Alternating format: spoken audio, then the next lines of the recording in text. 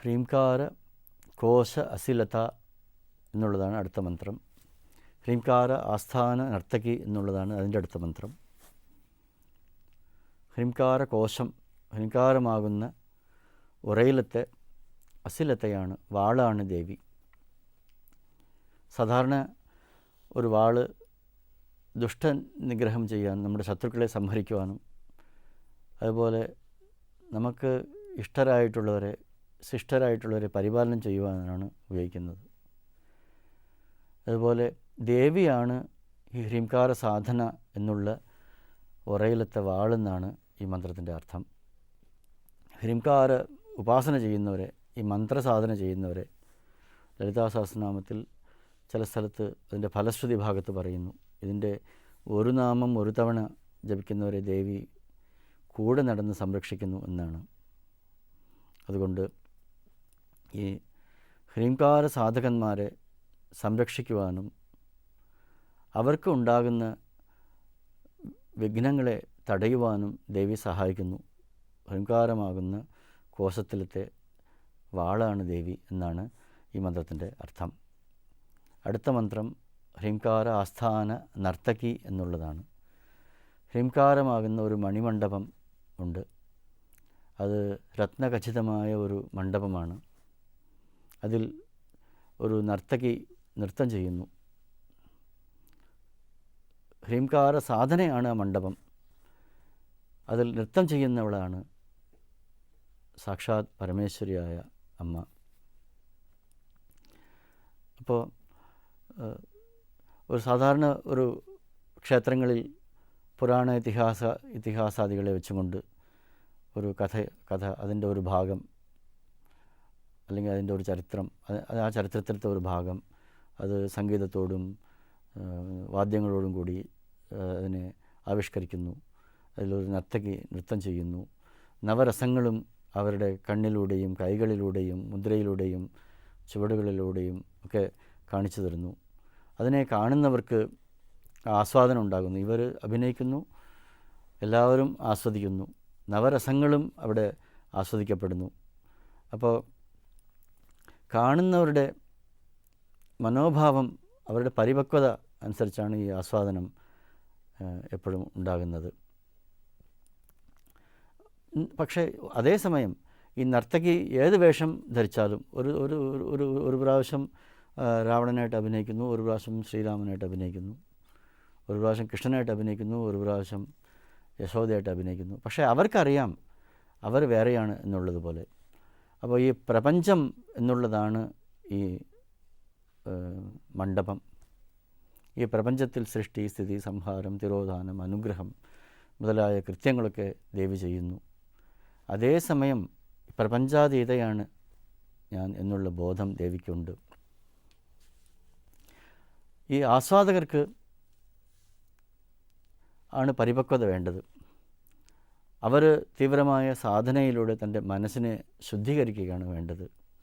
ആ സംശുദ്ധമായ മനസ്സുള്ളവർക്ക് മാത്രമേ ഈ ദേവിയുടെ പ്രപഞ്ച നടനം ശരിയായ രീതിയിൽ ആസ്വദിക്കാൻ സാധിക്കുള്ളൂ. അതുകൊണ്ട് ഈ രണ്ടിനെയും നമുക്ക് മനസ്സിലാക്കി തരുന്നതാണ് ഈ മനോഹരമായ മന്ത്രം. ദേവി നർത്തകിയും ഉപാസന ആ മണ്ഡപവും ആണ്. ഈ പ്രപഞ്ചമാകുന്ന ഇതിൽ ജീവിക്കുന്ന നമ്മൾ ദേവിയാണ് എല്ലാത്തിനും ആധാരശക്തിയെന്ന് മനസ്സിലാക്കിക്കൊണ്ട് ദേവിയെ ശരണം പ്രാപിക്കുകയാണ് വേണ്ടത് എന്ന് ഈ മന്ത്രം നമ്മളെ ബോധിപ്പിക്കുന്നു. ഹ്രീംകാരം വെച്ച് തുടങ്ങുന്ന 60 മന്ത്രങ്ങൾ ശ്രീ ലളിതാ ത്രിശതിയിൽ ഉണ്ട്. അതിൽ അടുത്ത മന്ത്രം ഹ്രീംകാര ബോധിത എന്നുള്ളതാണ്. ഹ്രീംകാരം കൊണ്ട് ബോധിക്കപ്പെടുന്ന വസ്തു, ഹ്രീംകാരം കൊണ്ട് അറിയപ്പെടുന്നവൾ എന്നാണ് ഇതിൻ്റെ അർത്ഥം. നമ്മൾ വാക്കും അർത്ഥവും വേർപെടുത്താൻ സാധിക്കില്ല. ഒരു വാക്ക് പറയുമ്പോൾ അതുകൊണ്ട് അറിയപ്പെടുന്ന വസ്തുവിനെ നമ്മൾ ഉടനെ ഓർക്കുന്നു. ഹ്രീം എന്ന് പറയുമ്പോൾ നമ്മൾ ഓർക്കുന്നത് പരാശക്തിയെയാണ്. അതിൽ ഹ്, ഋ, ഈ, എന്നുള്ള 4 അക്ഷരങ്ങളുണ്ട്. സൃഷ്ടി, സ്ഥിതി, സംഹാരം, അതിനപ്പുറത്തുള്ള ശുദ്ധ സത്താത്മികയാണ് ദേവി എന്നൊക്കെ നമ്മൾ നേരത്തെ കണ്ടു.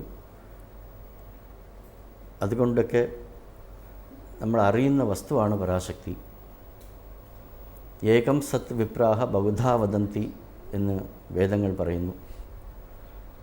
പല രീതിയിൽ പറഞ്ഞാലും ചിലർ പറയുന്നതിനെ ഇന്ദ്രിയങ്ങളുടെയൊക്കെ പ്രേരണാശക്തി എന്ന് പറയുന്നു. ചിലർ സർവഭൂതങ്ങളുടെയും ഹൃദയത്തിൽ വിളങ്ങുന്ന സാക്ഷി എന്ന് പറയുന്നു. അങ്ങനെയൊക്കെ ഈശ്വരനാണ് എല്ലാം എന്ന് ഈശാവാസ്യ ഉപനിഷത്ത് പറയുന്നു. പല രീതിയിൽ പറഞ്ഞാലും ഇതുകൊണ്ടൊക്കെ അറിയപ്പെടുന്ന വസ്തു ദേവിയാണ് എന്നാണ് ഇതിൻ്റെ ചുരുക്കം. എല്ലാ ഉപനിഷത്തുകളും ഒരേ സദ്വസ്തുവിനെയാണ് പറയുന്നത്. ഏകദ ബഹുധാ ചൈവ ദൃശ്യത്തെ ജലചന്ദ്രവത് എന്ന് ഇതിനെ ഒരു ഉദാഹരണം കൊണ്ട് വിസ്തരിക്കാവുന്നതാണ്.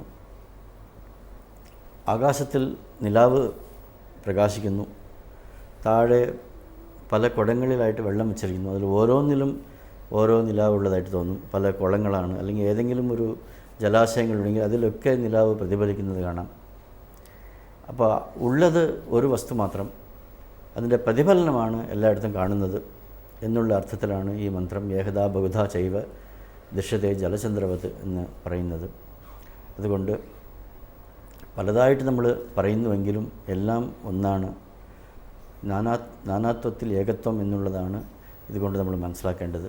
അങ്ങനെ ഈ ഹ്രീംകാര ബോധിത, ഹ്രീംകാരം എന്ന് പറയുന്ന മന്ത്രം കൊണ്ട് അറിയപ്പെടുന്ന വസ്തു എന്നാണ് ഇതിൻ്റെ സാമാന്യമായിട്ടുള്ള അർത്ഥം. അടുത്ത മന്ത്രം ഹ്രീംകാരമയ സവർണ സ്തംഭ വിദ്രുമപുത്രിക എന്നുള്ളതാണ്. ഇതൊരു മനോഹരമായ ദൃശ്യമാണ് നമ്മുടെ മുമ്പിൽ കാഴ്ചവെക്കുന്നത്. ഒരു സ്വർണ്ണം കൊണ്ടുള്ള ഒരു കൊട്ടാരം, അതിൽ സ്വർണ്ണമയമായ തൂണുകൾ, അതിൽ ഏറ്റവും രഹസ്യമായിട്ടുള്ള ഏറ്റവും പ്രധാനപ്പെട്ട സ്ഥലത്ത് കാണുന്ന ഒരു പവിഴം കൊണ്ടുണ്ടാക്കിയ ഒരു മൂർത്തിയാണ് ദേവി എന്നാണ് ഇതിനെ പറയുന്നത്. ഈ മണ്ഡപം, അതിൽ കാണപ്പെടുന്ന ഒരു മനോഹരമായ മൂർത്തിയാണ് ദേവി എന്ന് വെച്ചാൽ ഹ്രീംകാരത്തെ സ്വർണ്ണമയമായ ഒരു മണ്ഡപത്തിനോടാണ് തുലനപ്പെടുത്തുന്നത്. അത്രയും അമൂല്യമാണ് മന്ത്രസാധന. ആധ്യാത്മിക ജീവിതത്തിൽ ഉന്നതി പ്രാപിക്കണമെന്ന് വിചാരിക്കുന്നവർക്ക് ഒഴിച്ചുകൂട്ടാൻ വയ്യാത്തതാണ് മന്ത്രജപ സാധന എന്നുള്ളതാണ് അത് സൂചിപ്പിക്കുന്നത്. ശ്രീ ലളിതാ സഹസ്രനാമത്തിൻ്റെ ഒരു പരിചയപ്പെടുത്തൽ എന്നുള്ള രീതിയിൽ അതിൻ്റെ പ്രധാനപ്പെട്ട തലക്കെട്ടുകൾ അല്ലെങ്കിൽ പ്രകരണങ്ങൾ, പ്രധാനപ്പെട്ട നാമങ്ങൾ, അതിൻ്റെ വിശദീകരണങ്ങളാണ് നമ്മൾ ഇത്രയും ദിവസം ശ്രവിച്ചുകൊണ്ടിരുന്നത്.